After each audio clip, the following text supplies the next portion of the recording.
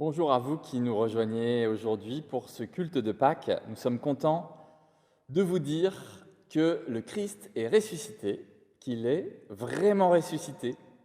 Nous disons cela à cause de ce que nous expérimentons dans la foi. Nous disons aussi cela à cause de ce que nous dit notamment l'évangéliste Matthieu au chapitre 28.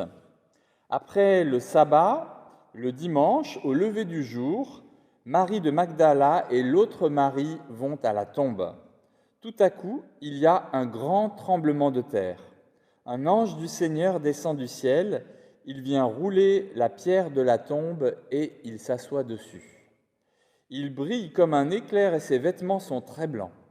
Les soldats qui gardent la tombe sont effrayés, ils se mettent à trembler et ils deviennent comme des morts. L'ange dit aux femmes: « Vous, n'ayez pas peur. Je sais que vous cherchez Jésus, celui qu'on a cloué sur une croix. Il n'est pas ici, il s'est réveillé de la mort, comme il l'a dit. Venez voir l'endroit où il était couché. » Et ensuite, allez dire à ses disciples: « Il s'est réveillé de la mort et il vous attend en Galilée. Vous le verrez là-bas. Voilà ce que j'ai à vous dire. » Les femmes quittent vite la tombe, elles ont peur, mais elles sont très joyeuses. Elles courent annoncer la nouvelle aux disciples de Jésus, et tout à coup, Jésus vient à leur rencontre, et il leur dit: « Je vous salue !» Elles s'approchent de lui, elles saisissent ses pieds et l'adorent. Alors Jésus leur dit: « N'ayez pas peur, allez dire à mes frères de partir pour la Galilée, ils me verront là-bas. » Les femmes sont en route. Pendant ce temps, quelques soldats qui gardaient la tombe vont à la ville. Ils vont annoncer aux chefs des prêtres tout ce qui est arrivé. Les chefs des prêtres se réunissent avec les anciens. Ils décident ensemble de donner une grosse somme d'argent aux soldats. Et ils leur disent: « Voilà ce que vous raconterez. Les disciples de Jésus sont venus pendant la nuit et ils ont volé son corps pendant que nous dormions. Si le gouverneur apprend cela, nous lui expliquerons l'affaire et vous n'aurez pas d'ennui. » Les soldats prennent l'argent et ils font ce qu'on leur a dit. À cause de ça, ils racontent cette histoire encore aujourd'hui parmi les habitants de la Judée. Les 11 disciples partent pour la Galilée. Ils arrivent sur la montagne où Jésus leur a dit d'aller, et en voyant Jésus, ils l'adorent, mais certains hésitent à croire. Jésus s'approche et leur dit: « J'ai reçu tout pouvoir au ciel et sur la terre. Allez chez tous les peuples pour que les gens deviennent mes disciples. Baptisez-les au nom du Père, du Fils et du Saint-Esprit. Apprenez-leur à obéir à tous les commandements que je vous ai donnés. Et moi, je suis avec vous tous les jours jusqu'à la fin du monde. » Amen. Oui, le Christ est ressuscité et il est vraiment ressuscité. Nous pouvons le louer.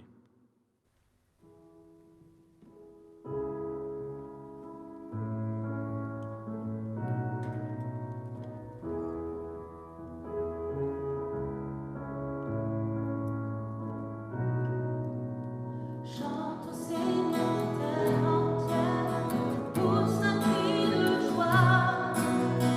Viens danser dans sa lumière, chante après le roi. Il est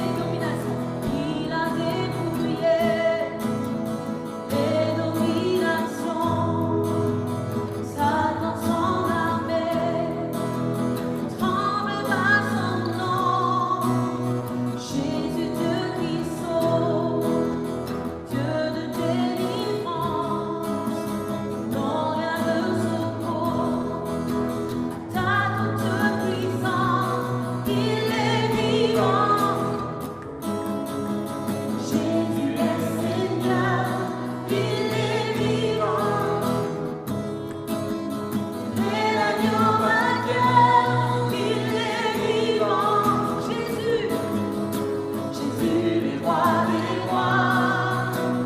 Et ça change tout pour toi et moi. Chante au Seigneur, terre entière, pousse un cri de joie.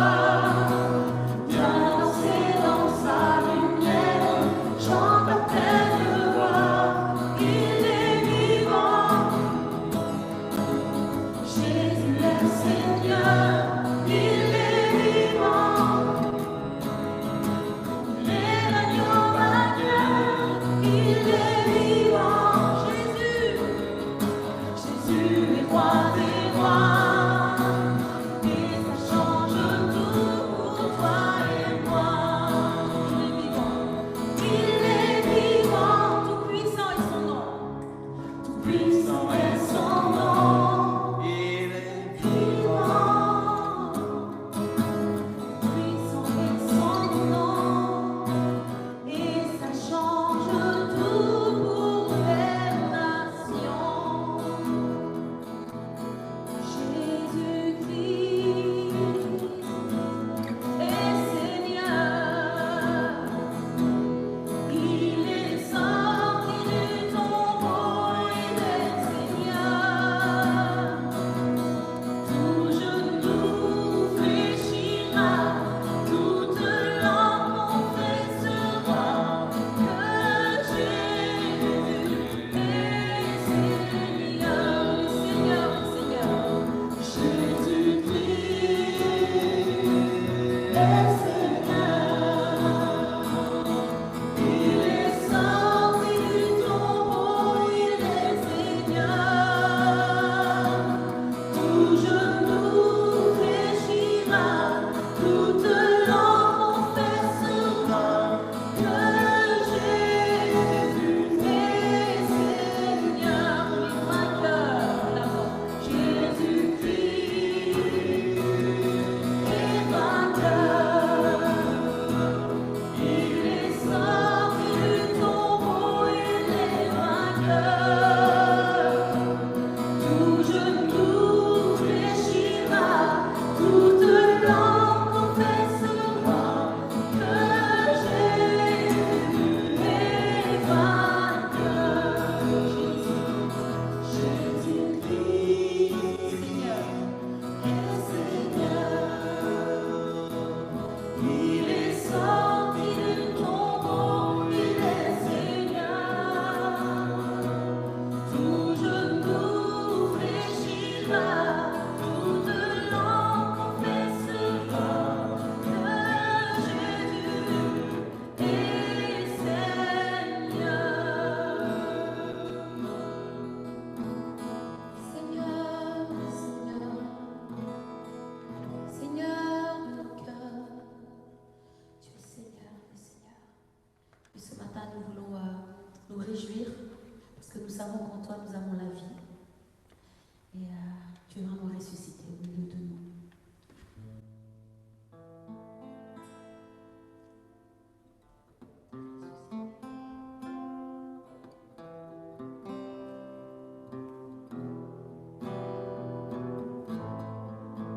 Amour parfait, tu t'es donné à la croix pour tout effacer de mes péchés.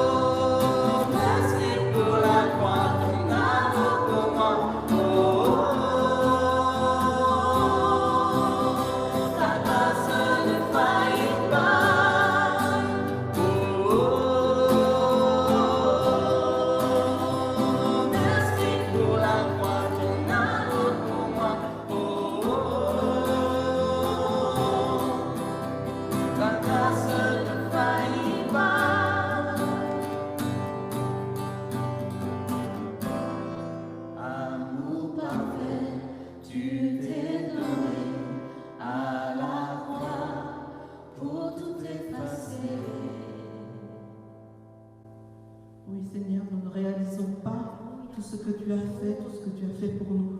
Quelle grâce. Seigneur, merci de nous permettre de réaliser encore plus ce matin. Quelle grâce de ta mort et de ta résurrection sur cette croix, Seigneur. Oh, merci, merci, je n'ai pas assez de mots pour dire tout ton amour.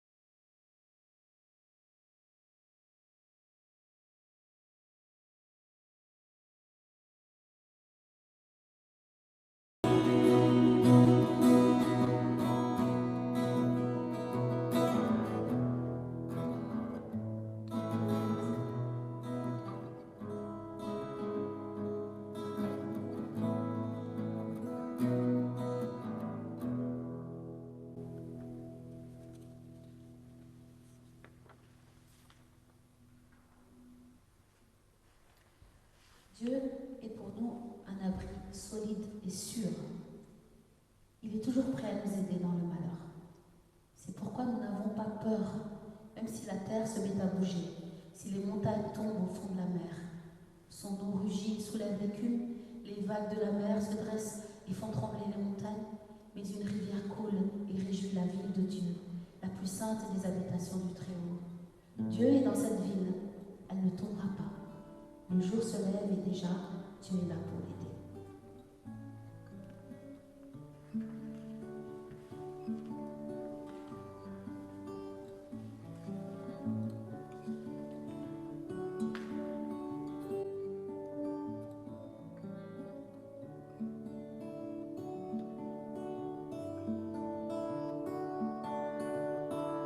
Nous étions là dans l'été. Sans espoir, sans repère, quand du ciel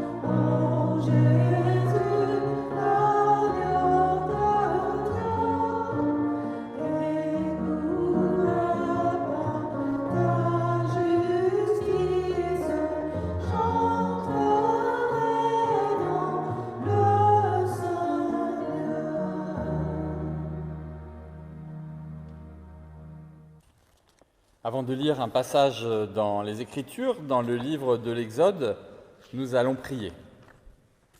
Seigneur, nous te remettons cette lecture en ce jour de Pâques.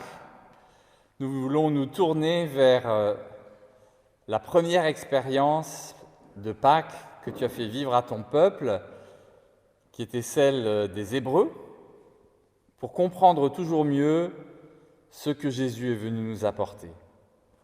Alors nous te demandons, viens nous guider dans notre compréhension et que ton Saint-Esprit vienne nous aider à vivre le passage de l'esclavage à la liberté et le passage de la mort à la vie.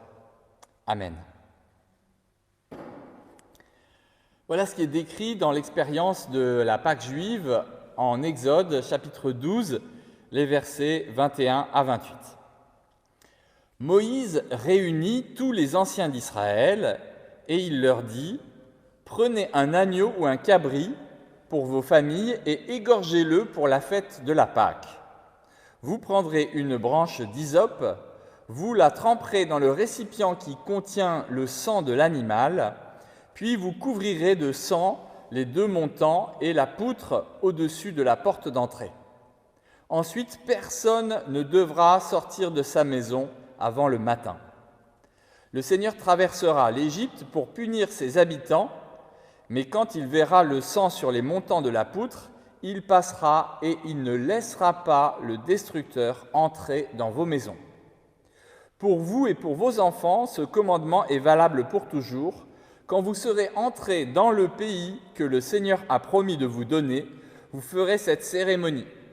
Si vos enfants vous demandent qu'est-ce que cela veut dire, vous répondrez « C'est le sacrifice offert au Seigneur pour la fête de la Pâque. » Et quand nos ancêtres israélites étaient en Égypte, le Seigneur a fait mourir les Égyptiens, mais il a passé au-dessus de nos maisons sans s'arrêter et il a protégé nos familles. Alors les Israélites se mettent à genoux, ensuite ils partent et ils font exactement ce que le Seigneur a commandé à Moïse et à Aaron. Amen. Quand nous lisons un texte biblique, nous le lisons très souvent dans un contexte. Et suivant le contexte de vie dans lequel on se trouve, on va tout d'un coup mettre un accent très particulier sur une des dimensions de ce qui est dans ce texte. Et évidemment, en relisant ce passage, dans le temps que nous vivons, j'ai été stupéfait de m'apercevoir que l'expérience de la Pâque juive, c'est une expérience de confinement. Une expérience de confinement puisque la recommandation majeure du Seigneur, c'est de dire « faites ceci, faites cela, préparez vos maisons, faites une réserve avec un animal, etc. etc. » Mais surtout, on lit ça au verset 22, « personne ne devra sortir de sa maison. » Là, c'est pour quelques heures. C'est avant le matin. Alors, évidemment, dans ce temps que nous vivons, on est tenté de se dire « mais oui, c'est vrai que finalement, dans la Bible, il y a plein d'expériences de confinement. » Il y a une expérience tout à fait salutaire qui est vécue notamment par Noé, dans l'arche, confiné, on l'avait vu dans d'autres cultes, pour une quarantaine, en plus 40 jours et 40 nuits de pluie. Bon, en réalité, il est resté beaucoup plus longtemps, mais la difficulté de la pluie, c'était pour 40 jours et 40 nuits. Et il y a comme ça, à plusieurs reprises, cette recommandation du Seigneur pour dire « attention, la mort, c'est pas n'importe quoi. La mort, c'est dangereux. » Dans l'expérience de la Pâque juive, il y a là une sanction qui va tomber sur les premiers-nés des Égyptiens et qui fait que le destructeur ou l'ange de la mort, appelez-le comme vous voulez, va venir sur toutes les maisons et dès qu'il va repérer qu'il y a un nouveau-né, ce nouveau-né va mourir. Nous, ce sont plutôt nos anciens qui sont menacés par le présent virus, la plaie, non pas d'Égypte, mais de France que nous avons en ce moment. Mais à l'époque, c'était une menace sur les enfants. Et donc, il y a toute une préconisation avec des règles de vie. Alors, ce n'est pas porter un masque, adopter les gestes barrières, etc. Mais c'est prenez un cabri, prenez un agneau, l'un ou l'autre, et puis versez son sang dans un récipient et mettez du sang de cet agneau sur le linteau de votre porte. Alors, à quoi sert cette préconisation ? qui est donné juste avant le fait de dire « et surtout après ça, restez à la maison », chose qu'on entend toutes les 10 minutes en ce moment dans les médias. Avant d'entendre ça, il y a cette préconisation du sang sur les linteaux. Pourquoi? C'est une façon de dire, finalement, c'est bon, du sang a coulé déjà dans cette maison. Il n'y a pas besoin de faire couler plus de sang. Et c'est dans la logique de l'époque, qui est une logique sacrificielle, où on se dit que finalement, quand il y a eu un meurtre, il faut le remplacer par un autre meurtre, œil pour œil, dent pour dent. C'était un début de progrès, parce que avant œil pour œil, dent pour dent, c'était ok, toi de ta tribu, tu as tué une personne de chez nous, on va massacrer toute la tribu. Donc un pour un, c'est déjà une justice par rapport à la logique de la vengeance et du massacre intégral. Mais là, on va beaucoup plus loin, puisque on sait que depuis Abraham, il y a une nouvelle pratique qui consiste à dire on ne sacrifie plus les enfants, on ne sacrifie plus des humains, mais on donne en sacrifice un animal à la place d'une vie humaine. Et là encore, c'est un progrès. C'est un progrès par rapport à la phase précédente qui consistait à sacrifier une personne. Donc vous voyez, de la vendetta complète où on tue tout le monde à on ne tue qu'une seule personne à on tue un animal à la place d'un humain. Donc en mettant le sang de l'agneau comme ça sur le linteau de la porte, c'est une façon de dire, en quelque sorte, la mort est déjà passée par là. Donc sur les maisons sur lesquelles le sang de l'agneau est disposé, on sait que la mort est déjà passée par là. Évidemment, pour nous, cette phrase, ce concept, ce symbole est d'autant plus fort qu'en tant que chrétiens, nous avons entendu au tout début du ministère de Jésus, Jean-Baptiste dire « Voici l'agneau de Dieu qui ôte le péché du monde ». Comprendre ça au moment où Jean-Baptiste va baptiser Jésus, c'est déjà se dire, oui, il n'y a plus besoin de célébrer la Pâque avec le sang d'un agneau, c'est lui qui va être sacrifié. Alors vous allez me dire, c'est un retour en arrière, puisqu'on passe du sacrifice animal et on retourne au sacrifice humain. Sauf que le bénéfice, c'est que c'est aussi bien pour les humains que pour les animaux, il n'y a plus que lui qui est sacrifié. C'est le dernier des sacrifices, c'est l'ultime sacrifice. Et nous savons que Jésus va être sacrifié, pas très très loin du mont du Temple, sur le mont Golgotha. Et qu'est-ce qui va se passer justement à la croix, le vendredi saint? Son sang va couler. Son sang va couler par les plaies qu'il aura dans ses mains et dans ses pieds. Son sang va couler par les plaies qu'aura créées la couronne d'épines, qui le sacre roi des Juifs. Son sang va couler mêlé à de l'eau aussi quand le soldat romain va percer son côté avec sa lance pour lui donner le coup de grâce. Le sang de Jésus, c'est le sang de l'agneau pour nous.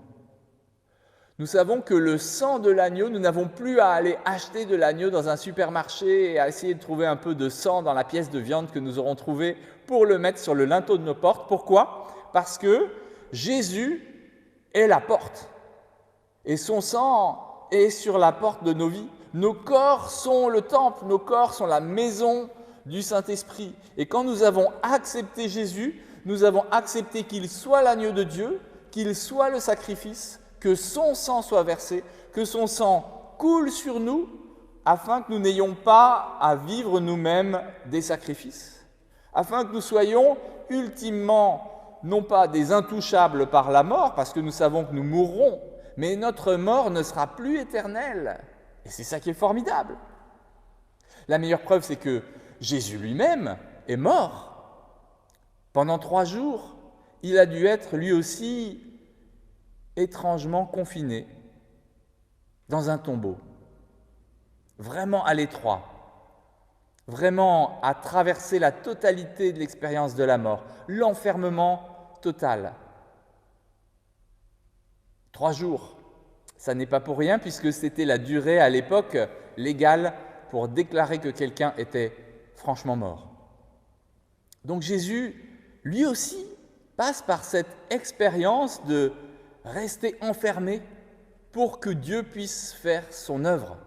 Il est enfermé dans un tombeau comme les familles des Hébreux en Égypte acceptaient d'être enfermés dans la maison après avoir marqué le linteau de la porte avec le sang de l'agneau. Dans toutes ces histoires, il y a toujours la même logique. Enferme-toi dans l'arche, enferme-toi dans ta maison avec ton linteau oint par le sang de l'agneau. Enferme-toi dans le tombeau. Pourquoi ? Parce que Dieu va faire son œuvre et Dieu, à chaque fois, va détruire la mort. Il va faire mourir la mort. Dieu était prêt à exterminer la totalité de la création sous Noé. Il était prêt à exterminer la totalité des premiers-nés au moment de la sortie d'Égypte.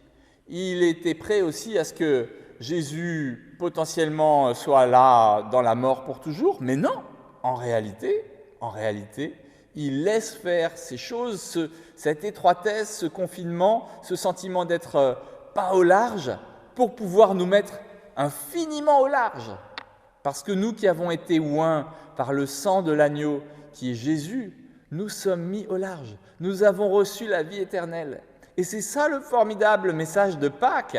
Oui, Jésus est l'agneau de Dieu qui ôte le péché du monde. Il a donné sa vie, mais Dieu n'a pas permis qu'il meure comme l'agneau dans les sacrifices de la première alliance pour toujours, qu'il soit incinéré sur l'autel du temple.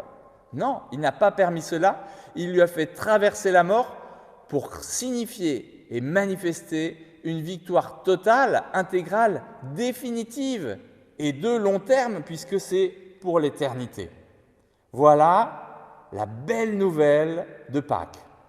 Alors ce que je vous propose, c'est que dans ce temps un peu compliqué où nous sommes enfermés chez nous, les uns et les autres, afin que la mort ne passe pas sur nous, au travers de ce virus à la mode, dans ce temps-là, nous acceptions de vivre toute la contrainte de cet enfermement.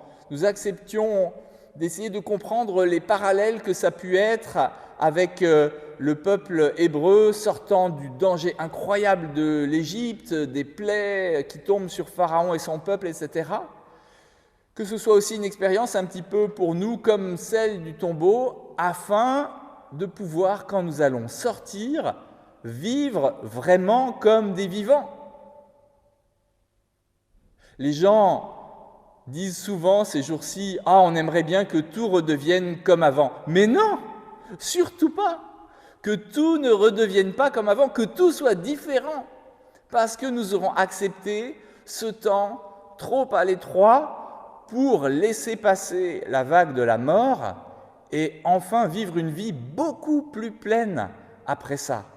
Pas une petite vie métro, boulot, dodo comme précédemment, mais une vie pleine, entière, large comme la vie éternelle, une vie de don, une vie de générosité qui va modifier l'économie qui, elle, meurt en ce moment.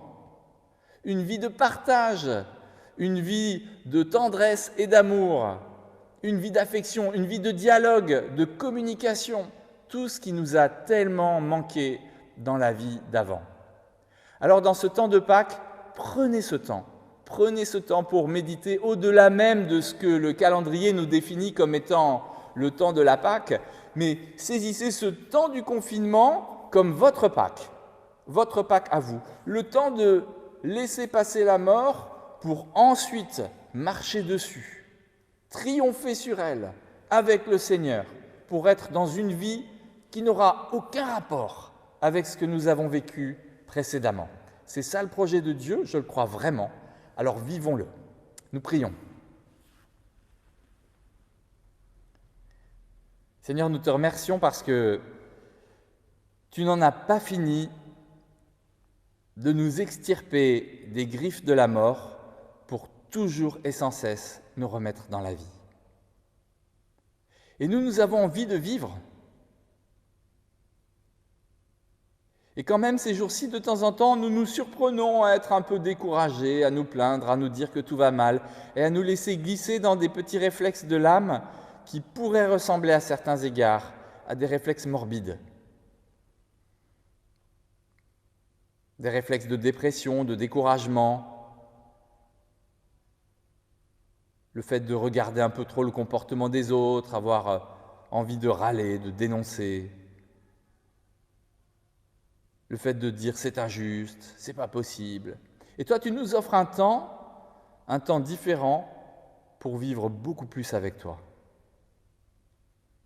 En ce jour de Pâques, Seigneur, fais rentrer ta vie dans nos maisons, déjà, d'ores et déjà, puisque Christ est le vivant, d'ores et déjà, pour toujours. Fais rentrer ta vie dans nos maisons, pour que nos maisons ne soient pas des tombeaux, mais des lieux de vie où nous sommes protégés de la mort, protégés de la maladie, des lieux de vie où nous sommes protégés surtout de cette morbidité de l'âme qui est presque encore pire que la dangerosité de tous les virus du monde, parce qu'elle nous fait parfois mourir avant même l'heure de notre mort.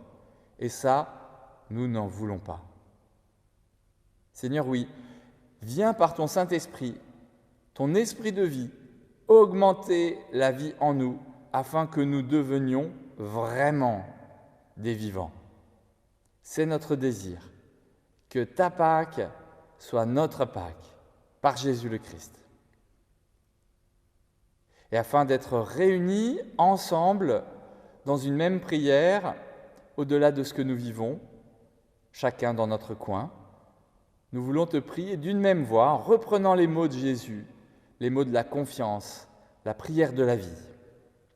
Notre Père qui es aux cieux, que ton nom soit sanctifié, que ton règne vienne, que ta volonté soit faite sur la terre comme au ciel. Donne-nous aujourd'hui notre pain de ce jour. Pardonne-nous nos offenses, comme nous pardonnons aussi à ceux qui nous ont offensés, et ne nous laisse pas entrer en tentation, mais délivre-nous du mal, car c'est à toi qu'appartiennent le règne, la puissance et la gloire, pour les siècles des siècles. Amen. Et nous chantons.